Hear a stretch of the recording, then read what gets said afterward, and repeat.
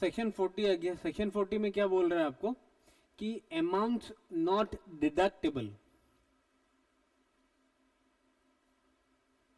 ठीक है। तो बोल रहा है कि आपको क्या क्या अमाउंट आपका डिडक्ट नहीं हो सकता है, क्या क्या एक्सपेंसेस, क्या क्या अमाउंट्स आपको अलाउड नहीं है एज एन एक्सपेंस आपको क्लेम करने के लिए, आप उसको एक्सपेंस नहीं दिखा सकता है। तो डिस अलाउंस ऑफ एक्सपेंडिचर्स कौन सा सेक्शन डील करेगा? आपका सेक्शन 40 डील करता है। वहाँ पे क्या है, अगर आपको आपका जो भी पेमेंट आपको मिल रहा है वहाँ पे अगर TDS tax deducted at source applicable हो जाता है और आपका वहाँ पे TDS का डिडक्शंस नहीं हुआ है, तब आपको अमाउंट भी क्या है, एज एन एक्सपेंस अलाउड नहीं हो सकता है, ठीक है। तो सेक्शन 40 बोल रहा है कि सेक्शन 40A(1) बोल रहा है कि अगर आपने किसी नॉन रेसिडेंट को पेमेंट किया है, नॉन रेसिडेंट को अगर आप पेमेंट किया है तो ये क्या हो गया, पेमेंट कब करेगा? कोई एक्सपेंस करने से ही आप उसको पेमेंट करेगा।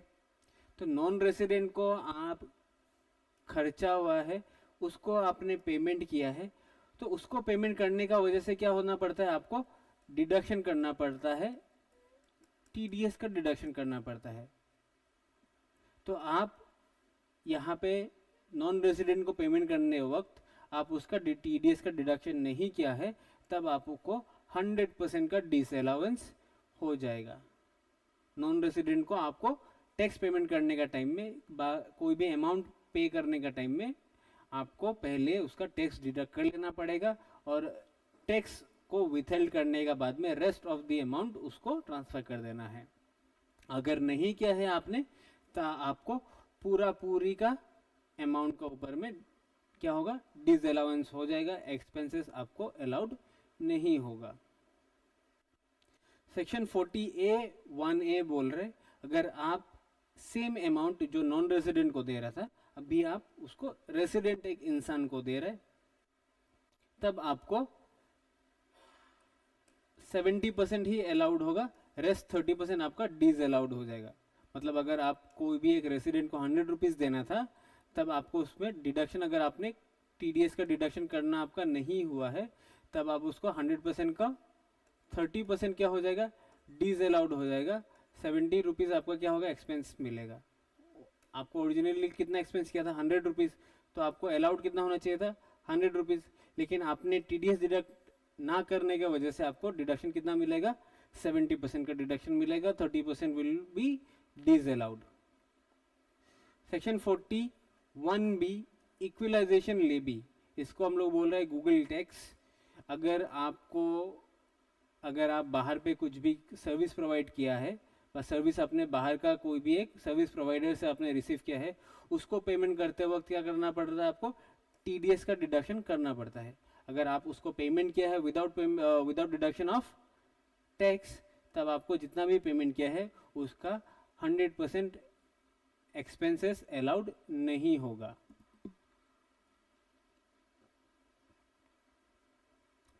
(40A)(3) आपको बोला TDS on salary payable to outside India और टू नॉन रेसिडेंट। यहाँ पे भी अगर आप विदाउट डिडक्शन ऑफ टैक्स अगर आपने उसको पेमेंट कर दिया है, आपका जो भी पेमेंट किया है उसको 100% डिस अलाउड हो जाएगा। तो आपको पहले क्या याद रखना है, अगर आपको TDS का कंप्लायंसेस है तो आपको पहले TDS डिडक्ट कर लेना है।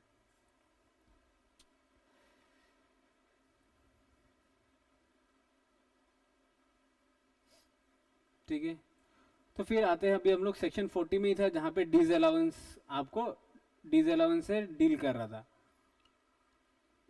अभी हम लोग पहले क्या देख रहे थे कि अभी हम लोग को देख रहे थे कि जहाँ पे TDS का डिडक्शंस नहीं हुआ है वहाँ पे हम लोग को डिस अलाउंस आ रहा था, लेकिन यहाँ पे अभी हम लोग को देखना है कि this allowance in case of partnership firm including LLP limited liability partnership firm when the following conditions are not satisfied। Section 40B में अभी हम लोग देखेंगे कि पार्टनरशिप फर्म में रेम्यूनरेशन कैसे हम लोग को देना पड़ता है, इंटरेस्ट किससे देना पड़ेगा। अगर इंटरेस्ट का कंडीशंस अगर हम लोग फुलफिल नहीं करता है तो हम लोग को डिसअलाउड हो जाएगा। उससे अगर एक्सीड हम लोग पेमेंट कर रहे हैं और ये कंडीशन फुलफिल नहीं कर रहा है, ये कंडीशन को हम लोग मान नहीं रहे, और उससे ज़्यादा अगर हम लोग पेमेंट कर रहे हैं, तब हम लोग को क्या होगा, any exceeding amount will be disallowed under section 40B। तो पहले क्या देखना है आपको,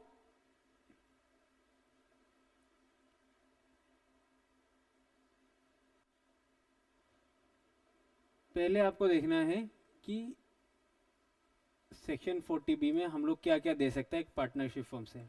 कोई एक पार्टनर्स को हम लोग सैलरी, बोनस, कमीशन, ये सब चीज़ ही एज ए रेम्यूनरेशन पे कर सकता है, और उसको उनका कैपिटल का वजह से अभी हम उन लोगों को क्या पे कर सकता है, इंटरेस्ट पे कर सकता है।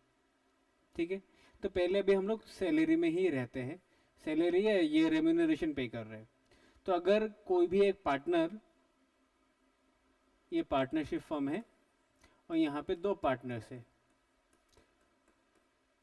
ये 2 ही पार्टनर को कोई भी अमाउंट वो लोग ड्रॉ कर सकता है, यहाँ पे कोई रेस्ट्रिक्शंस नहीं है। पार्टनरशिप एग्रीमेंट में भी कुछ लिखा हुआ नहीं है, तो रेस्ट्रिक्शंस नहीं है। तो यहाँ पे क्या हो जाएगा, तो आपको पहले ये कुछ कंडीशंस पहले आप लोग को देखना पड़ेगा। ठीक है, तो रेम्यूनरेशन सेक्शन 43B आपको क्या बोल रहा है, क्या कंडीशन है फॉर रेम्यूनरेशन। पहला क्या होना पड़ेगा, अगर उनको रेम्यूनरेशन लेना है पार्टनरशिप फर्म से, तो that partner should be a working partner. क्या होना पड़ेगा, वो वर्किंग पार्टनर होना पड़ेगा, साइलेंट पार्टनर नहीं होना पड़ेगा। अगर साइलेंट पार्टनर है, रेम्यूनरेशन ले रहा है, तो सेक्शन 43B में उसको इंक्लूड नहीं किया जाएगा और उसका रेम्यूनरेशन क्या हो जाएगा, डिसअलाउड हो सकता है। तो पहला क्या है, वर्किंग पार्टनर होना पड़ेगा और must be authorised by partnership deed, should not pertain to period prior to partnership deed. Partnership deed का पहले का कोई पेमेंट नहीं होना पड़ेगा, और उसको क्या होना पड़ेगा, should not exceed the permissible limit. ये क्या होना पड़ेगा, कभी भी ये परमिसेबल लिमिट्स को एक्सीड नहीं करना चाहिए। तो परमिसेबल लिमिट क्या है, पहला भी पार्टनरशिप फर्म का ऑन फर्स्ट पार्टनरशिप का इनकम मान लीजिए 5 लाख रुपया है। कोई भी एक पार्टनरशिप फर्म का इनकम कितना है, 5 लाख रुपया। पहला जो 3 लाख है, पहला 3 लाख ऑफ इनकम और बुक प्रॉफिट और इन केस ऑफ लॉस, उसमें आपको कितना देना पड़ेगा, आपको 1.5 लाख और 90% ऑफ बुक प्रॉफिट का ही आपको रेम्यूनरेशन अलाउड है। ठीक है, 5 lakh on the first, 3 lakh of book profit और इन केस ऑफ लॉस। अगर आपका पार्टनरशिप फर्म या LLP का जितना भी इनकम होगा, उस इनकम का पहला 3 लाख में आपको इतना का ही लिमिट है रेम्यूनरेशन देने का अपना पार्टनर्स को यहाँ पे अगर आपको मान लीजिए आपका पार्टनरशिप फर्म का इनकम है 5 लाख रुपया, तब पहला आपको क्या देना है, फर्स्ट 3 लाख में आपको 1.5 लाख और 90% of book profit which ever is lower का आपको क्या देना है, रेम्यूनरेशन देना है।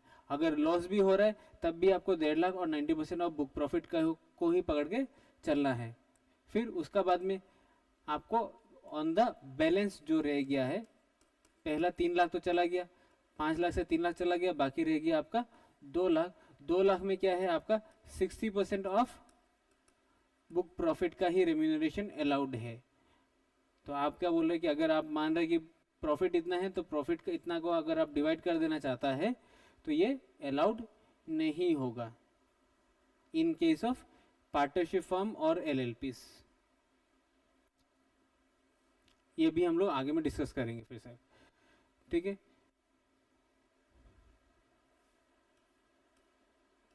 ये पहला है, ये सेकंड है। फर्स्ट 3 लाख और लॉस में आपको 1.5 और 90% ऑफ बुक प्रॉफिट का बारे में बोला गया है, और बैलेंस वाला में आपको 60% ऑफ बुक प्रॉफिट बोला है। लेकिन यहाँ पे बुक प्रॉफिट का बात कर रहे हैं, तो बुक प्रॉफिट अभी हम लोग को देखना है कि बुक प्रॉफिट क्या होता है। बुक प्रॉफिट क्या है, net profit as per profit and loss. आपको तो ये मिल जाएगा सेक्शन 28 से 44D तक, आपको प्लस माइनस एडजस्टमेंट करना है। जहां पे आपको डिसअलाउड है या आपका एक्सपेंसेस अलाउड होगा उन सबको प्लस करना है, डिसअलाउड सबको, एक्सपेंसेस अलाउड सबको आपको माइनस करना है, एक्सपेंसेस डिसअलाउड सबको आपको प्लस कर देना है। उसका बाद आपको क्या करना है, remuneration to partners which is already debited to PL. अगर आपने 40B को कंसिडर करने का पहले अगर आपने रेम्यूनरेशन पेमेंट कर चुका है अपना पार्टनर सबको, उन सबको भी फिर से ऐड बैक कर देना है। ऐड बैक करने से क्या हो जाएगा, रेम्यूनरेशन को फिर से आपका प्रॉफिट बढ़ जाएगा। तो जो प्रॉफिट आपको एंड में निकलेगा वो होगी आपका बुक प्रॉफिट। और इसी बुक प्रॉफिट को लेके अंडर सेक्शन 40B में आपको क्या करना है, आपको रेम्यूनरेशन अंडर सेक्शन 40B का लिमिट आपको चेक करना है। और उसको जब कैलकुलेट करने का बाद में जितना भी रेम्यूनरेशन आपको प्रेस्क्राइब लिमिट में मिलेगा उतना ही अलाउड होगा, ना कि आप एक्चुअल में जितना पेमेंट किया है।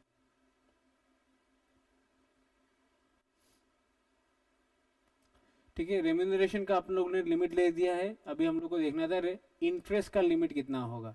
इंटरेस्ट में भी कंडीशंस क्या है, should be authorised by partnership deed, should not be of prior period to partnership deed, और interest rate should not exceed 12% per annum का इंटरेस्ट रेट कभी भी एक्सीड नहीं करना चाहिए।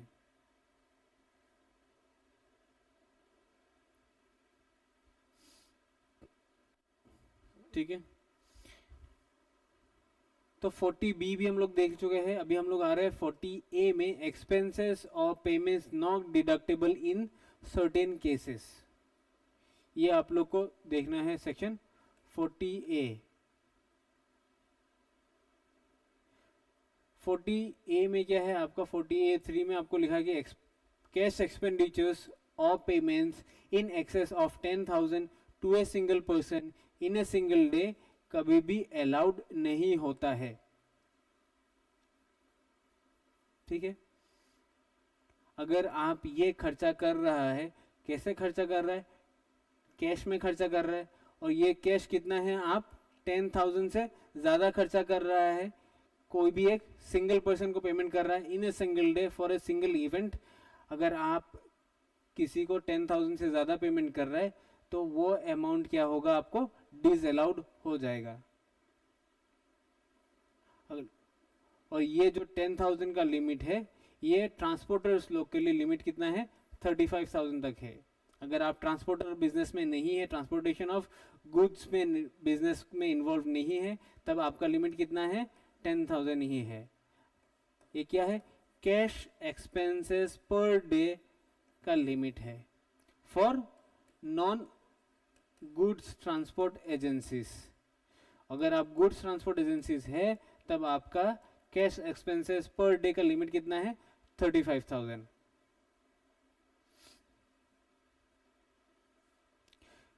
सेक्शन 43B, सेक्शन 43B जो कि आपको कहां पर मिल रहा था, आपको दिख रहा था सेक्शन 40 में आपको डायरेक्ट टैक्स और इनडायरेक्ट टैक्स का पेमेंट का टाइम में अभी हम लोग देख रहे थे।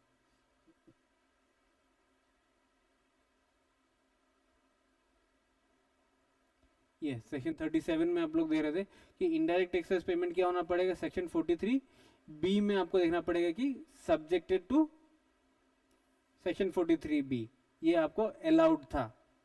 लेकिन यहाँ पे क्या लिखा हुआ है, सब्जेक्टेड टू सेक्शन 43B, किस आपको पहले देखना पड़ेगा कि ये सेक्शन 43B को वायलेट नहीं कर रहा है। तो सेक्शन 43 आपको क्या बोल रहा है कि डिडक्शन ऑन एक्चुअल पेमेंट्स। तो इसका मतलब क्या है, इनडायरेक्ट टैक्स का जो भी पेमेंट होता है वो आपको अलाउड होगा, लेकिन ये अलाउड क्या क्या चीज में होगा, टैक्स प्लस इंटरेस्ट ही अलाउड होगा, और आपको पेनल्टीज अलाउड नहीं होगा। लेकिन ये क्या होना पड़ेगा, उसको एक्चुअली पेमेंट करना पड़ेगा। अगर आप पेमेंट नहीं किया है लेकिन ये ड्यू हो चुका है, तब आपको उसका डिडक्शंस नहीं मिलेगा। ड्यू होने से भी आपको उसका डिडक्शंस नहीं मिलेगा, उसका पेमेंट एक्चुअल में होना पड़ेगा, तभी जाके उसका डिडक्शन आपको मिलेगा। तो सेक्शन 43 बोल रहा है कि अगर आपको इस सेक्शन के अंदर में आपको डिडक्शंस लेना है तब आप उसको ऑन पेमेंट बेसिस में ही उसको डिडक्शंस मिलेगा। मतलब क्या है, आप अगर पेमेंट किया है तब आप उसको डिडक्शंस मिलेगा, ना कि आपको ड्यू बेसिस में आपको नहीं जाना है कि आपको पेमेंट करना चाहिए तब जाके आपको डिडक्शंस मिल जाएगा, उस सिस्टम में नहीं जाना है आपको। तो सेक्शन 43B में आपको बोल रहा है कि कोई भी अगर टैक्स हो, ड्यूटी हो और उसका ऊपर में अगर आप खर्चा कर रहे हैं, एक्सपेंस कर रहे हैं, तब आपको सेक्शन 43B में ऑन एक्चुअल पेमेंट बेसिस में ही जाना है। बोनस और कमीशन अगर आप उस टाइप का खर्चा कर रहे हैं, उसमें भी आपको ऑन पेमेंट बेसिस में ही जाना है, और आपको खर्चा भी कैसा करना पड़ेगा, ऑन एक्चुअल बेसिस, ना कि आपको ड्यू बेसिस में आपको कोई भी डिडक्शंस नहीं मिलेगा। लीव एनकैशमेंट में भी आपको एक्चुअल पेमेंट बेसिस में ही आपको डिडक्शंस मिलेगा। Employer contribution to welfare fund, welfare fund में आपका एम्प्लॉइज का वेलफेयर फंड में अगर आपको पैसा देना है, जमा करना है, और उसका अगेंस्ट में अगर आपको पैसा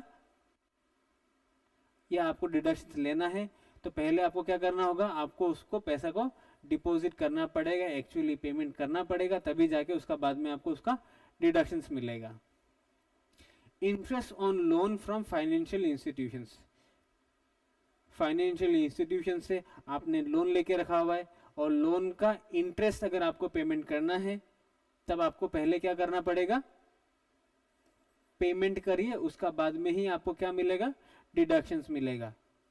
अगर आप पेमेंट नहीं किया है और आप उसका डिडक्शंस लेने के लिए चले गया है, तब आपको उसका डिडक्शंस डिसअलाउड हो जाएगा।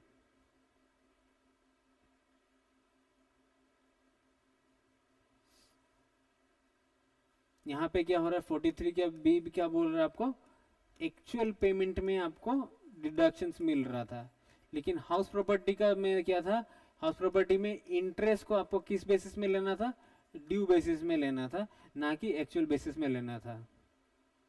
तो हाउस प्रॉपर्टी में आपको पेमेंट हुआ है या नहीं हुआ है उसको कंसिडर नहीं करना है।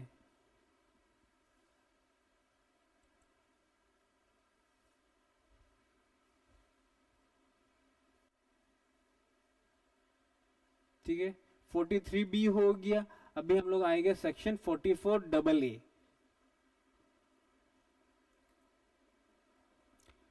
सेक्शन 44AA क्या बोल रहे हैं कि अगर आप सर्टेन बिजनेसेस में इन्वॉल्व है, सर्टेन प्रोफेशन में इन्वॉल्व है, तब आपको अकाउंट मेंटेन करना चाहिए। ठीक है, सेक्शन 44A बोल रहा है कि अगर आपको अकाउंट्स मेंटेन करना पड़ेगा, किनको, सर्टेन पर्सन्स को करना पड़ेगा। किस लिए करना पड़ेगा, बिकॉज ऑफ देयर प्रोफेशन और बिजनेस। ठीक है, तो पहले पहले क्या आ गया, स्पेसिफाइड एसएससी कौन है, कौन कौन पर्सन्स का ऊपर में ये सेक्शन 44AA अकाउंट्स मेंटेनेंस का प्रोविजंस एप्लीकेबल होता है। If any person whose gross receipts, जिसका क्या है, इनकम, पैसा, receipts in any 3 immediately preceding years, पहले का प्रीवियस 3 इयर्स में उनका अगर ग्रॉस रिसिप्ट्स कोई भी एक साल में क्या है 1.5 लाख से ज्यादा है, तो उनको 44AA में अकाउंट्स मेंटेन करना चाहिए। If gross receipts exceeds 1.5 lakhs in any of the 3 immediately preceding years, आपको क्या करना पड़ेगा, अकाउंट मेंटेन करना चाहिए। अगर आपका बिजनेस न्यूली सेटअप है, तब आप जिस साल में भी आपका ग्रॉस रिसीप्स 1.5 लाख से ज़्यादा एक्सीड कर लेगा, आपको अकाउंट्स मेंटेन कर लेना चाहिए। कौन बोल रहा है, सेक्शन 44A बोल रहा है। स्पेसिफाइड प्रोफेशंस में कौन कौन आएगा,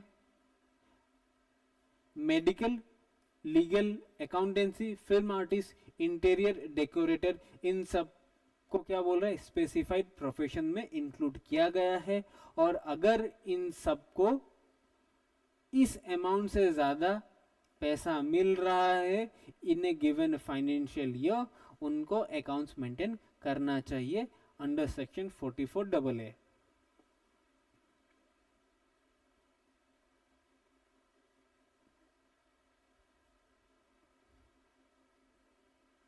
ठीक है, ये किसका लिए एप्लीकेबल था? ये स्पेसिफाइड एसएससी था। स्पेसिफाइड एसएससी कौन कौन है? ये सब है। तो इसका मतलब आप पढ़ के क्या समझा कि अगर कोई भी मेडिकल प्रोफेशनल है, डॉक्टर है, फार्मासिस्ट है,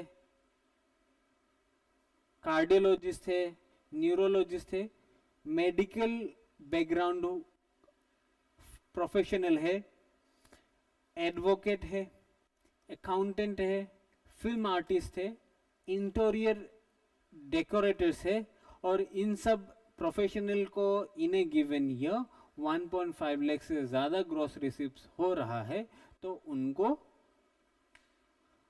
अकाउंट्स मेंटेन करना चाहिए। ठीक है, स्पेसिफाइड एसएससी खत्म हो गया आपका। फिर आता है आपका इंडिविजुअल और एचयूएफ। अगर आप कौन है, इंडिविजुअल या हिंदू अनडिवाइडेड फैमिली है, तब आपको क्या करना चाहिए? आपको देखना पड़ेगा कि जो आपका पीजीबीपी है, profit and gains from business और प्रोफेशन, आपका 2.5 लाख से ज्यादा अगर हो जाए, आपका पीजीबीपी का इनकम क्या है? 2.5 लाख से ज्यादा है, और आपका जो ग्रॉस रिसिप्ट्स है वो 25 लाख से इन any of the preceding 3 years और likely to exceed in case of newly set up business or profession, तब आपको अकाउंट्स मेंटेन करना चाहिए। इसका मतलब क्या है? आपका gross receipts in any year 25 lakh से ज़्यादा हो, या आपका बिजनेस का इनकम 2.5 लाख से ज़्यादा हो, तो आपको मैंडेटरीली 44AA में आपको अकाउंट्स मेंटेन करना चाहिए। ये किसका लिए एप्लीकेबल था? इंडिविजुअल और एचयूएफ। पहले में स्पेसिफाइड एसएससी का था 1.5 लाख। इंडिविजुअल और एचयूएफ में क्या है? आपको दो चीज देखना है। आपको देखना है इनकम कितना है, 2.5 लाख से ज्यादा होना पड़ेगा, या आपका ग्रॉस रिसिप्ट्स 25 लाख से ज्यादा होना पड़ेगा। और उसका अलावा अगर आप एनी अदर एसएससी हो गया, इंडिविजुअल एचयूएफ या स्पेसिफाइड एसएससी को छोड़ के अगर आप अदर एसएससी है, तब आपका पीजीबीपी कितना होना पड़ेगा? 1.2 लाख से ज्यादा है, और आपका ग्रॉस रिसिप्ट्स 10 लाख से ज्यादा है in any of the 3 preceding previous year, और likely to exceed in the newly setup business और प्रोफेशन, तब आपको 44AA में आपको अकाउंट्स मेंटेन करना पड़ेगा। ठीक है, अभी हम लोग अकाउंट्स किन किन को मेंटेन करना चाहिए ये भी हम लोग ने देख चुका है। तो अगर आप अंडर सेक्शन 44AA अगर आप अकाउंट्स मेंटेन नहीं कर रहे, तब आपको क्या है? पेनल्टी लगेगा। पेनल्टी कौन सा सेक्शन में लगेगा? सेक्शन 271A में लगेगा। कितना का लगेगा आपको? 25,000 का आपको डिडक्ट क्या मिलेगा? पेनल्टी लग जाएगा। SSC is required to maintain any books of accounts for a period of 6 years from the end of relevant assessment year unless assessment has been opened under section 147, in which case the same is to be maintained till its completion. इसका मतलब क्या है? Section 147 बाद में discuss करेंगे, लेकिन आपको ये मान के चलना है कि अगर आपको 44AA आपके लिए एप्लीकेबल होगी, आपको अकाउंट्स मेंटेन करके रखना है, तो आपको उस बुक्स ऑफ अकाउंट्स को इस असेसमेंट ईयर, जिस असेसमेंट ईयर का लिए आपने रखा है, उस असेसमेंट ईयर का खत्म होने का बाद से नेक्स्ट 6 इयर्स तक आपको मेंटेन करने रखना पड़ेगा। मतलब जिस साल के रखा लिए, जिस साल के लिए आप बुक्स मेंटेन किया वो तो पहला साल हो गया, फिर उसका बाद में भी उसको 6 साल तक आप उसको रखना है। तो मतलब क्या है? 6+1 आपको 7 इयर्स तक आपको अकाउंट्स मेंटेन करके रखना पड़ेगा। ठीक है, सेक्शन 44 डबल ए हम लोग देख चुका है, अभी आ रहे हैं हम लोग सेक्शन 44 ए बी में, ठीक है। तो पहले अभी हम लोग और एक चीज रहेगी आपका, सेक्शन 44 ए में आपको क्या बोला है, बुक्स ऑफ अकाउंट्स मेंटेन करने का लिए बोला है, लेकिन बुक्स ऑफ अकाउंट्स में आपको ये नहीं बोला है कि बुक्स ऑफ अकाउंट्स में आता क्या क्या है, कि बुक्स ऑफ अकाउंट्स में अभी हम लोग को रखना क्या है, ठीक है। ये अभी हम लोग देखेंगे कि बुक्स ऑफ अकाउंट्स में क्या क्या आता है।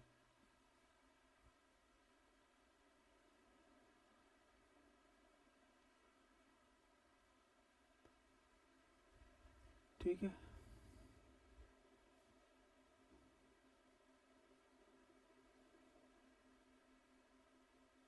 ठीक है।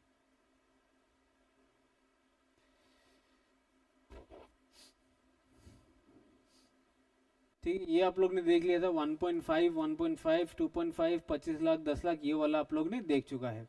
लेकिन यहाँ पे क्या बोला है आपको, maintain such books of accounts and other documents as prescribe by rule 6F। आपको रूल 6F में आपको क्या क्या बुक्स ऑफ अकाउंट्स मेंटेन करना चाहिए इसका बारे में बोला है। फिर यहाँ पे क्या बोला, maintain such books of accounts और अदर डॉक्यूमेंट्स एज में enable the assessing officer to compute the taxable income under the income tax act। इसका मतलब क्या है, आपको ऐसा बुक्स ऑफ अकाउंट्स मेंटेन करके रखना है जिससे आपका असेसिंग ऑफिसर आपका टैक्सेबल इनकम कितना है वो इजीली कंप्यूट कर पाए। इसमें भी यही बोला कि आपको ऐसा बुक्स ऑफ अकाउंट्स मेंटेन करना है जिससे आपका असेसिंग ऑफिसर का हेल्प हो, ठीक है। तो रूल 6F जो है उसको अभी हम लोग को देखना है कि रूल 6F में क्या क्या डॉक्यूमेंट्स मेंटेन करने का बोला है। तो following books of accounts are required to be maintained as per rule 6F। पहला बात क्या है, कैश बुक, आपको कैश बुक मेंटेन करना है। जर्नल, जर्नल आपको कब मेंटेन करना है, if mercantile system of accounting is followed. अगर आप कैश सिस्टम फॉलो कर रहा है तब आपको क्या करना है, लेजर मेंटेन नहीं करने से भी चलेगा, आप कैश बुक मेंटेन करिएगा। अगर आप मर्केंटाइल सिस्टम फॉलो कर रहे हैं तो आपको कैश बुक प्लस जर्नल लेना पड़ेगा, लेजर रहना पड़ेगा। Carbon copies of machine numbered bills, आपका जो भी बिल होगा वो कैसा होना पड़ेगा, मशीन नंबर्ड होना पड़ेगा, सेल्फ हाथ हैंड रिटन नहीं होना पड़ेगा। और plus carbon copies of machine numbered bill exceeding 25 rupees, 25 रुपये से ज्यादा अगर आप कुछ भी खर्चा कर रहे हैं तो उसका भी कार्बन कॉपीज रखना पड़ेगा। Original bills wherever issued to the person receipts in respect of expenditures incurred by the person, or where such bills and receipts are not issued, an expenditure incurred does not exceed rupees 50, payment vouchers prepared and signed by the person। ठीक है, जहां पे भी आप खर्चा कर रहा है 50 रुपए से ज्यादा वहां पे भी आपका सिग्नेचर चाहिएगा। और फिर आपको क्या है, assessee engage in medical profession are required to maintain 2 books, आपको 2 बुक्स मेंटेन करना पड़ेगा, लेकिन वो किसका लिए है, मेडिकल प्रोफेशनल के लिए। पहला में क्या है, डेली केस रजिस्टर और plus inventory records of drugs, medicine and other consumable accessories used in the profession। तो आपको ये सब चीज आपको मेंटेन करना चाहिए, और ये सब क्या है, बुक्स ऑफ अकाउंट्स का ही पार्ट है आपका।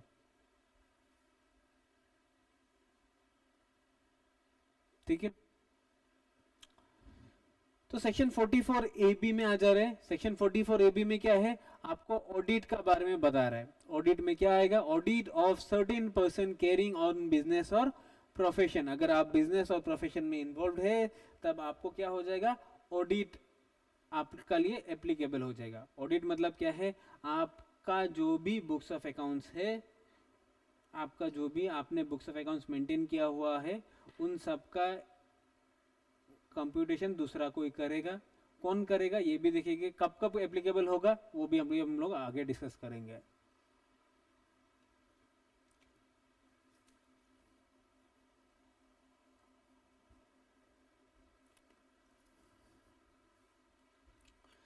तो पहले आपको क्या देखना है कि ऑडिट क्या होता है। ऑडिट मतलब क्या है, आपको जो भी आपका बिजनेस का ट्रांजैक्शन है उसको फिर से चेक करना है, और ये जो चेक करता है उसी को हम लोग क्या बोल रहे हैं, चेकिंग, वेरीफाइंग, और उसका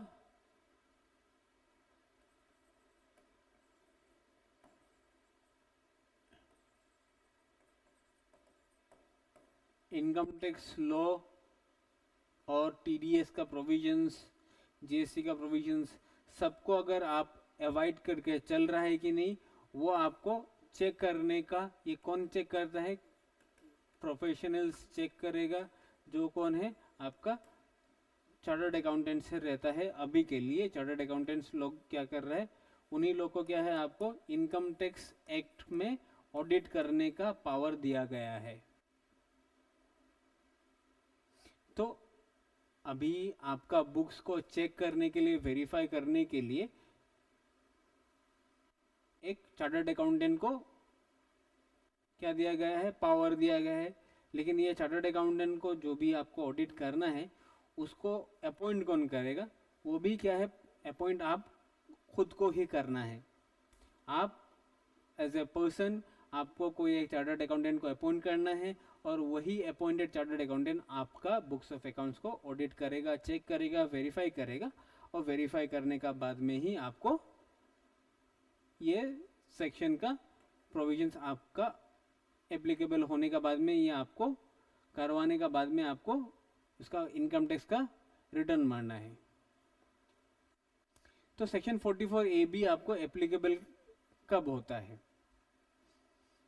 एप्लीकेबल एक बिजनेस को कब होगा, अगर आप बिजनेस में हैं, आप प्रोफेशन में नहीं हैं, अगर आप बिजनेस में हैं तब आपको क्या देखना पड़ेगा, receipts in cash is less than 5% of total receipts during the previous year. आपको अगर रिसिप्ट्स क्या है, आपको टोटल रिसिप्ट्स अगर आपको 10 लाख रुपया मिल रहा है, तब आप अगर आपका कैश रिसिप्ट्स क्या है, मान लीजिए आपको 50,000 रुपया है, वो अगर इस 10 लाख रुपया का 5% से कम होना पड़ेगा। ठीक है, पहला आपको क्या देखना है, आपका जो बिजनेस का रिसिप्ट्स है वो receipts, cash receipts 5% of total receipts during the previous year होना पड़ेगा। Cash receipts is less than 5% of total receipt है कि नहीं। ठीक है, पेमेंट जो आप कैश में कर रहे हैं वो आपका cash payment is less than 5% of total receipt in the previous year. Cash receipts और कैश पेमेंट दोनों ही क्या होना पड़ेगा, टोटल रिसिप्ट्स और टोटल पेमेंट से 5% से कम होना पड़ेगा, तब जाके आपका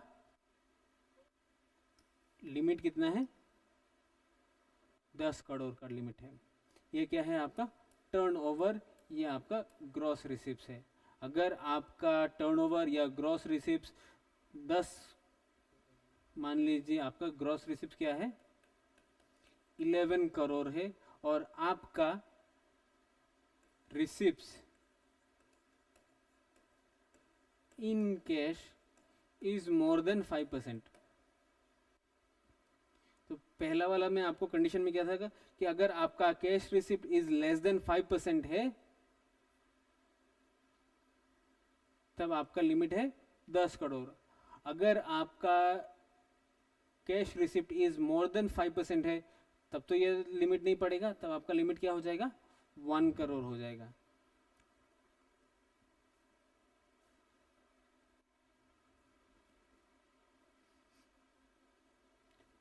टर्नओवर है आपका 11 करोड़। फिर से अगर आप देखेंगे कि यहाँ पे आपको देखना है रिसिप्ट्स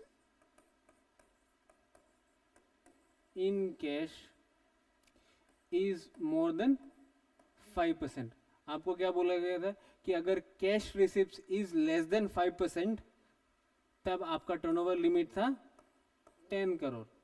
तो टर्नओवर लिमिट अगर आपका 10 करोड़ है, इसका मतलब क्या है, आपका अगर ग्रॉस रिसिप्ट्स 10 करोड़ से या 10 करोड़ या 10 करोड़ से ज़्यादा हो जाता है, तब आपको ऑडिट एप्लीकेबल हो जाएगा। और अगर आपको ऑडिट एप्लीकेबल हो गया, तब आपको कोई एक सीए को अपॉइंट करना पड़ेगा, और उनसे रिपोर्ट लेने का बाद में ही आपको इनकम टैक्स का रिटर्न फाइल करना है। ठीक है, फिर मान लीजिए कि आपका ग्रॉस रिसिप्ट इज एक्सीडिंग क्या है 5% है, तब आपका लिमिट क्या हो जाएगा 1 करोड़। अगर आपका cash receipt cash in receipt in cash does not exceed 5%, तब आपका लिमिट रहेगा 10 लाख और 10 करोड़। और अगर एक्सीड कर जाता है, अगर एक्सीड करता है तब आपका हो गया 1 करोड़।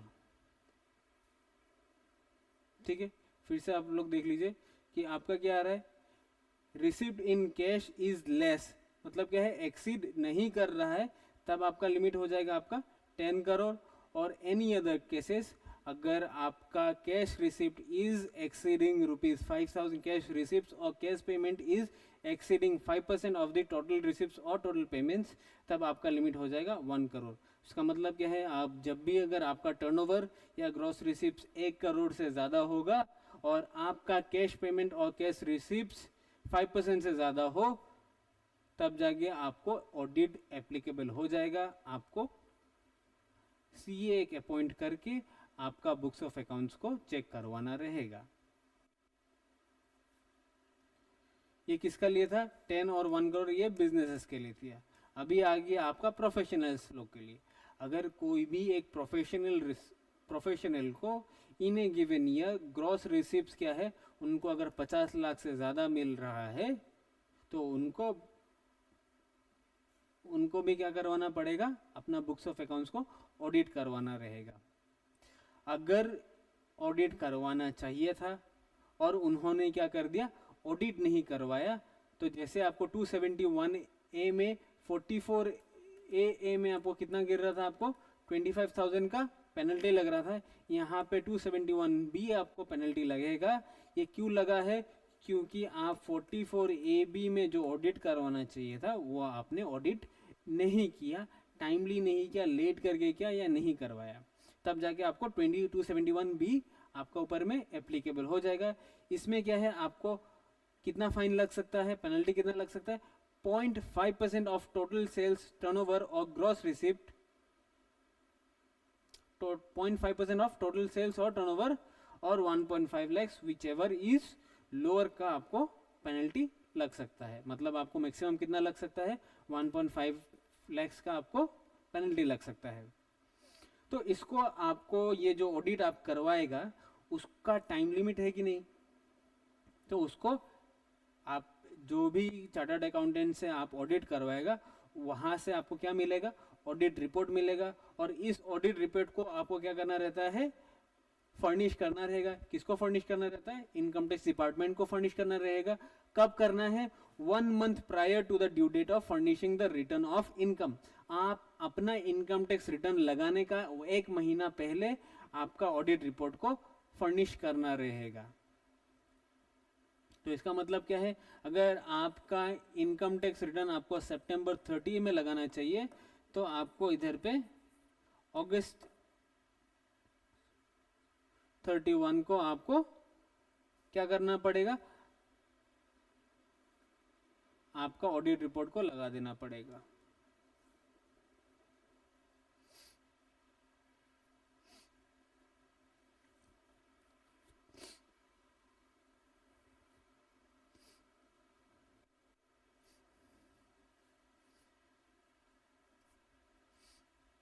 ठीक है, तो फिर आते हैं अभी हम लोग प्रिजम्पटिव स्कीम्स में। प्रिजम्पटिव स्कीम्स क्या है, 44 आपका ए बी जो बोल रहा था कि ऑडिट करना चाहिए, ऑडिट में आपको बुक्स ऑफ अकाउंट्स मेंटेन करना चाहिए था। 44AA बोल रहा था कि आपको हिसाब किताब रखना चाहिए, बुक्स ऑफ अकाउंट्स मतलब कि आपको हिसाब रखना है। लेकिन 44AD, 44ADA और 44AE ये 3 स्कीम्स है, उससे भी और 1-2 है, लेकिन अभी आपको इंटरमीडिएट में आपको यही 3 प्रिजम्पटिव स्कीम्स को लेके चलना है। तो ये 3 जो प्रिजम्पटिव स्कीम्स है, ये प्रिजम्पटिव स्कीम्स ये बोलता है कि आपको बुक्स ऑफ अकाउंट्स का ज़रूरत नहीं है, आपको हिसाब किताब रखना नहीं है कि कौन सा एक्सपेंसेस अलाउड है, कौन सा एक्सपेंसेस अलाउड नहीं है, ये सब चीज़ का हिसाब किताब नहीं करना है। आपको जितना भी रिसिप्ट्स होगा उसका सर्टेन परसेंटेज ऑफ इनकम को, सर्टेन परसेंटेज को आपका इनकम मान लेना है और उसी का बेसिस में आपको अपना टैक्स लायबिलिटी कंप्यूट करके निकल जाना है। ठीक है, तो इसी स्कीम्स को हम लोग क्या बोल रहे थे, प्रिजम्पटिव स्कीम्स बोल रहे थे। तो यहाँ पे पहला वाला प्रिजम्पटिव स्कीम है 44AD। 44AD अभी किसका लिए एप्लीकेबल है, resident individual, resident HUF, resident partnership firm, लेकिन रेसिडेंट पार्टनरशिप फर्म के लिए एप्लीकेबल हो गया, लेकिन रेसिडेंट LLP के लिए एप्लीकेबल नहीं है। मतलब यहाँ पे 44AD ओनली 3% का ऊपर में ही एप्लीकेबल होगा, which are resident individual, resident HUF and resident partnership firm। आपको ये याद रखना है कि ये रेसिडेंट LLP का ऊपर एप्लीकेबल नहीं है, रेसिडेंट AOP का ऊपर में एप्लीकेबल नहीं है, BOI का ऊपर एप्लीकेबल नहीं है, कंपनीज के ऊपर में एप्लीकेबल नहीं है। अगर आप resident individual, resident HUF, resident partnership firm है और आपका टर्नओवर क्या है उस साल में, इन दैट फाइनेंशियल ईयर आपका ग्रॉस रिसीव 2 करोड़ से कम है, तब आप ये स्कीम को चूज कर सकता है। अगर आपका ग्रॉस रिसीव 2 करोड़ से एक्सीड करता है तब आपको 44AD का बेनिफिट नहीं मिलेगा, तब आपको mandatorily books of accounts maintain करना ही पड़ेगा। अगर आपका gross receipts in A given year does not exceed 2 crore तब आप 44AD में प्रिजम्पटिव स्कीम को चूज कर सकता है। ठीक है, यहाँ पे ये सब बिजनेसेस नहीं आएगा। कौन सा है, businesses under section 10AA SEZ का बिजनेस में अगर बेनिफिट ले रहा है तब आपको 44AD का बेनिफिट नहीं ले सकता है। और अगर आप 44AE books of accounts maintain करना पड़ रहा है, 44ADA दूसरा कहीं का अगर आप प्रिजम्पटिव स्कीम भी आपका ऊपर में एप्लीकेबल है तो आप 44AD नहीं ले सकता है। और आपका बिजनेस कैसा है, एजेंसी का बिजनेस है, कमीशन का बिजनेस है, ब्रोकरेज का बिजनेस है, इनकम आपको कहाँ से आ रहा है, ये सब सोर्स से आ रहा है, तब आप ये 44AD का प्रिजम्पटिव स्कीम एप्लीकेबल आपका ऊपर में नहीं होता है। ठीक है, तो पहले आप मान लिया कि हम ये 3 कैटेगरी ऑफ पर्सन में से हम कोई भी एक पर्सन में इंक्लूड होता है। तो मुझे इनकम कितना देना पड़ेगा, और मेरा ग्रॉस रिसीव क्या है, अंडर 2 करोड़ है, तो मुझे इनकम कितना देना पड़ेगा, 8% और 6% ऑफ द टोटल टर्नओवर और ग्रॉस रिसीप्ट्स। आपको क्या देना है, 8% ऑफ कैश रिसिप्ट्स और 6% ऑफ बैंक रिसिप्ट्स। रिसिप्ट जो भी होगा वो आपको कैसा मिलेगा, कैश और बैंक में मिल सकता है। तो आपको जितना भी आपको कैश में रिसिप्ट हुआ होगा उसका 8% आप निकाल लो, वहां से एक इनकम निकल गया। फिर आपको जितना भी बैंक से पैसा मिला है, बैंक में जितना भी पैसा मिला है उसका 6% निकालिए, और दोनों कैश और बैंक को कंबाइन करने का बाद में जितना भी टोटल इनकम निकलेगा वही हो गया आपका income, total taxable income under income tax act. और उसी का बेसिस में आपको क्या देना पड़ेगा, इनकम टैक्स कंप्यूट होगा आपका। ठीक है, तो यहाँ पे आपको क्या करना था, 8% और 6% में आपको टैक्स देना था। यहाँ आपका 8% और 6% में क्या है, आपका इनकम टैक्स निकलेगा, इनकम टैक्स निकलेगा, ये आपका इनकम निकलेगा।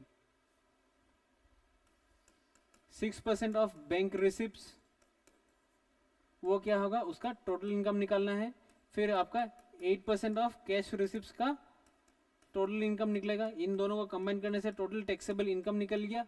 फिर उसका बाद में आपको टैक्स लायबिलिटी उसका ऊपर में निकालना है। तो ये क्या हो गया, आपका इनकम निकलेगा, टैक्सेबल इनकम निकलेगा। फिर यहाँ पे क्या है, आपको एडवांस टैक्स निकल जाता है, आपको एडवांस टैक्स देना पड़ता है। और एडवांस टैक्स कब देना पड़ता है, भी हम लोग को अगर पता हो कि जब भी हम लोग का टैक्स लायबिलिटी 10,000 से ज़्यादा हो तब क्या है, तब हम लोग को एडवांस टैक्स एप्लीकेबल हो जाता है, हम लोग को एडवांस में टैक्स डिपॉजिट करना रहता है। तो अगर आपका टैक्स लायबिलिटी 10,000 से ज़्यादा हो तब, और आपका टैक्स लायबिलिटी इज 10,000 से ज़्यादा हो और आप 44AD एप्लीकेबल है आपका ऊपर, तब आपको एक ही बार आपको एडवांस टैक्स पेमेंट करना होगा। वो भी कब करना है, आपको 15 मार्च को आप अपना एडवांस टैक्स को डिपॉजिट कर देना है। ठीक है, तो फिर जो भी डिडक्शंस आपको पीजीबीपी में मिलना चाहिए था वो आपको नहीं मिलेगा। क्यों नहीं मिलेगा, क्योंकि आपको ये जो भी सेक्शन आपको मिल रहा है, ये सेक्शन आपको क्या बेनिफिट दे रहा है, आपको प्रिजम्पशन का बेनिफिट मिल रहा है। तो आपको कोई भी चीज़ अकाउंट ही मेंटेन नहीं करना पड़ रहा है, तो आपको कोई भी डिडक्शंस यहाँ पे अलग से अलाउड नहीं होगा।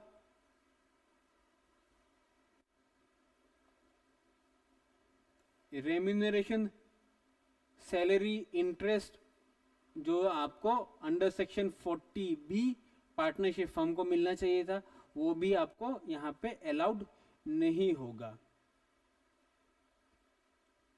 ठीक है, और यहाँ पे एक चीज आपको याद रखना है कि if assessee declares income for any previous year as per 44AD, मतलब क्या है, आपको कोई भी एक साल में प्रीवियस ईयर में अगर आप अपना इनकम 44AD में डिक्लेयर करके रखा हुआ है and he does not declare income as per 44AD in any of the consecutive 5 years,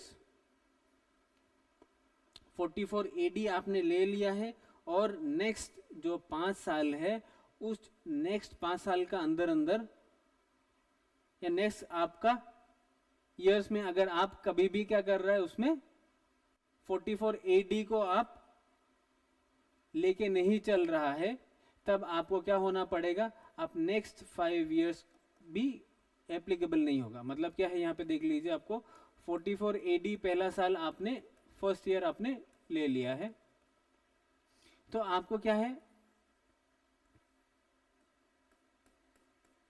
next 5 साल का अंदर अंदर सेकेंड, थर्ड, 4, 5, 6, यहाँ पे आपका 5 साल का अंदर आपको क्या कर दिया, आप कोई भी एक साल में क्या कहते हैं 44AD ऑप्ट नहीं किया है।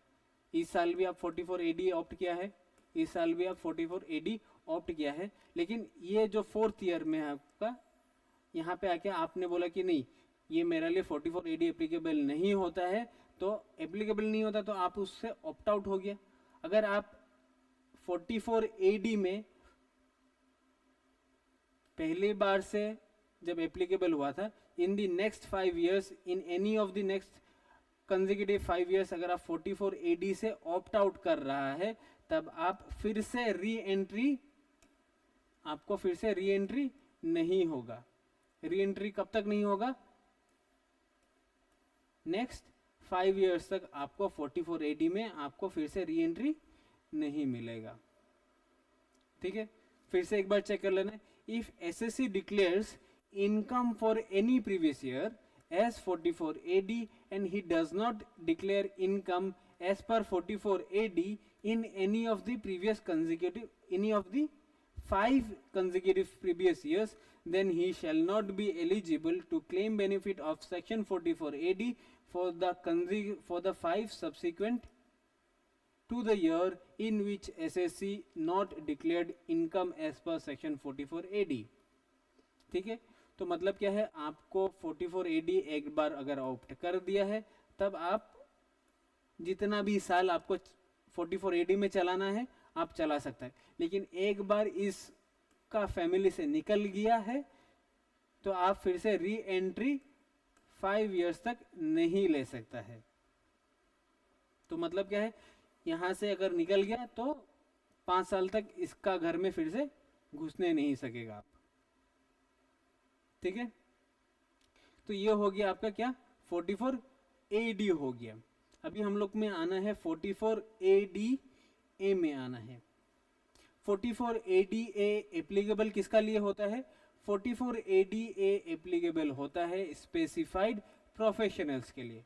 अभी स्पेसिफाइड प्रोफेशनल का डेफिनेशन अभी हम लोग 44 AA में देख के आया था, जो कि क्या क्या था? मेडिकल, अकाउंटेंसी, फिर आपका film artist, interior designers, architects, ये सब स्पेसिफाइड प्रोफेशनल्स में आ रहे थे। तो स्पेसिफाइड प्रोफेशनल्स के लिए ये 44 ADA है।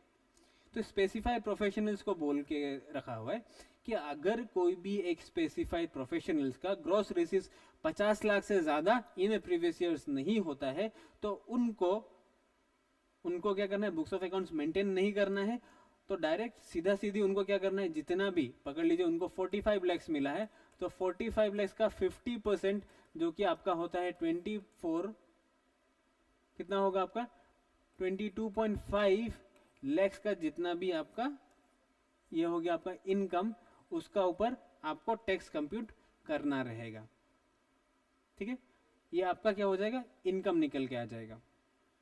तो यहाँ पे आपको जैसे 8% और 6% ऑफ द ग्रॉस रिसिप्ट निकलना रहना था, यहाँ पे भी आपको क्या रहना है? 50% ऑफ द ग्रॉस रिसिप्ट को आपको उनका इनकम बोल के मानना है, और उसी इनकम का ऊपर हम लोग को फिर से टैक्स कंप्यूट करना रहेगा। तो इनको भी क्या करना पड़ेगा? ये प्रिजम्पटिव है, ये भी प्रिजम्पटिव था, उनको एडवांस टैक्स कब देना था? एक ही इंस्टॉलमेंट में देना था, तो इनको भी इंस्टॉलमेंट कितना देना पड़ेगा? एक ही इंस्टॉलमेंट में देना पड़ेगा। कब देना है? 15 मार्च को देना है। जैसे यहाँ पे भी आपको सेक्शन 30 से 30 तक कोई भी डिडक्शन नहीं मिल रहा था, यहाँ पे भी आपको डिडक्शन नहीं मिलेगा। यहाँ पे भी आपको पार्टनर्स को जितना भी salary, interest under section 40B मिलना चाहिए था, ये भी नहीं मिलेगा। क्यों नहीं मिलेगा? क्योंकि ये प्रिजम्पटिव स्कीम है। ठीक है, फिर आते हैं हम लोग 44 AE में आते हैं। 44 AE क्या है? यहाँ पे अभी हम लोग बिजनेस को देख लिया है, यहाँ पे हम लोग प्रोफेशनल्स को देख लिया है, यहाँ पे भी हम लोग फिर से बिजनेस को देखेगा, लेकिन यहाँ पे कौन सा बिजनेस रहेगा? गुड्स ट्रांसपोर्ट कैरियर्स या गुड्स ट्रांसपोर्ट एजेंसीज आप लोग का यहाँ पे रहेगा। तो एप्लीकेबल 44 AE किसका लिए हो रहा है? Any assessee in the business of flying, hiring, leasing goods carriages, owning not more than 10 goods vehicles at any time during the year। ये बिजनेस उन एसएससीज लोग के लिए है जो बिजनेस क्या कर रहा है? Hiring and leasing of goods carriages businesses में है।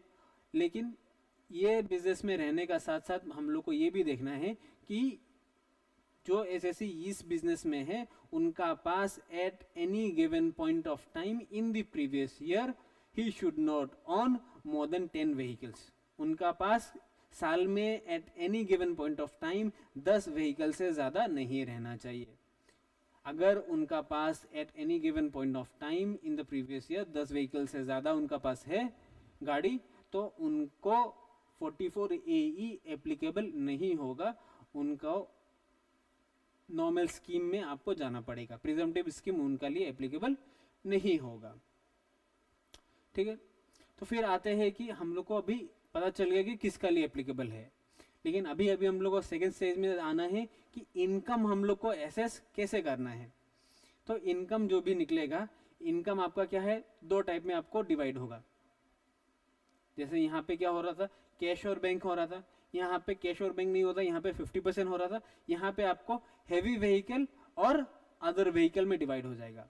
अगर आपका पास 10 से कम व्हीकल है, उसको डिवाइड करना है आपको हैवी व्हीकल और अदर व्हीकल में। अगर आपका पास हैवी व्हीकल है तो आपको कैसा करना है?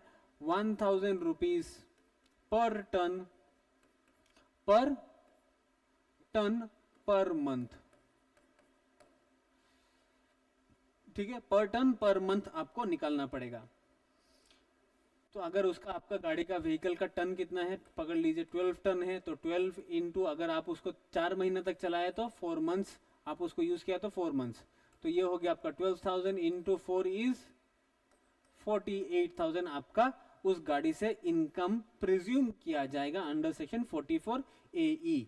लेकिन ये किसका लिए है? ये हैवी गुड्स व्हीकल के लिए है। अगर ये हैवी गुड्स व्हीकल है तो आपको इनकम उस गाड़ी का कितना पकड़ना है, 1000 per ton of gross weight per month, per ton per month निकालना है।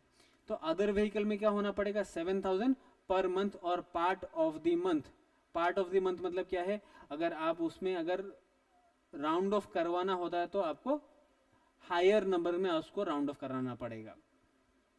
तो 7000 per month is equal to जितना महीना आप यूज करेगा उतना महीना के लिए आपको उसका साथ में इंटू मल्टीप्लाई करके आपको उसका इनकम निकालना पड़ेगा। यहाँ पे वेट का कोई बात नहीं है। और यहाँ पे आपको क्या करना पड़ेगा, एडवांस टैक्स आपको नॉर्मल प्रोविजंस में जाना पड़ेगा। 4 इंस्टॉलमेंट रहने से 4 इंस्टॉलमेंट में ही आपको देना पड़ेगा। ठीक है, यहाँ पे अगर आप प्रिजम्पटिव स्कीम अगर चूज किया है, सेम चीज यहाँ पे 30 to 38 डिडक्शंस नहीं मिलेगा। रेम्यूनरेशन अगर आप पार्टनर्स को पेमेंट कर रहे हैं तो उसका भी आपको डिडक्शंस नहीं मिलेगा। ठीक है, हेवी व्हीकल्स क्या है आपका, हेवी व्हीकल हो गया आपका 12 KL का ऊपर वाला, सबको क्या बोला जाएगा, आपको हेवी व्हीकल माना जाएगा। कैलकुलेशन क्या है, date of purchase of vehicle, don't use, do not date of put to use. तो आपको क्या है, व्हीकल आप अगर खरीद के रखा हुआ है, अगर उसको यूज भी नहीं कर रहे तब भी उसको हम लोग इसका इनकम निकालने का टाइम में कंप्यूटेशन में हम लोग date of purchase of vehicle को कंसिडर करेगा, ना कि हम लोग पुट टू यूज को कंसिडर करेगा। इसका मतलब क्या है, अगर आपने उसको खरीद लिया है लेकिन आपको यूज नहीं किया है, लेकिन तब भी उसको हम लोग का उसको इनकम डेट ऑफ परचेज से ही कंप्यूट करना है, ना कि डेट ऑफ यूज से कंप्यूट करना है। ठीक है, तो यहाँ पे अभी हम लोग को क्या बोला है कि from the following details for the previous year 20 to 23 compute depreciation और कैपिटल गेन और loss for the assessment year. ठीक है, तो आपको WDV निकालना है, डिप्रिसिएशन निकालना है और कैपिटल गेन या लॉस अगर हो रहा है तो ये निकालना है। तो सर प्रॉब्लम नंबर 38 है। तो अगर आप लोग का पास ये PDF है, ये गूगल डॉक्स का लिंक ऑलरेडी शेड है, तो ये आप लोग प्रॉब्लम नंबर 38 आप लोग करके आइए, देख के आइए। उसका बाद हम लोग प्रॉब्लम नंबर 38 का बाद से हम लोग डिस्कस करेंगे। और इसका बाद से अभी हम लोग को नेक्स्ट क्लास हम लोग कैपिटल गेन में आ जाएंगे।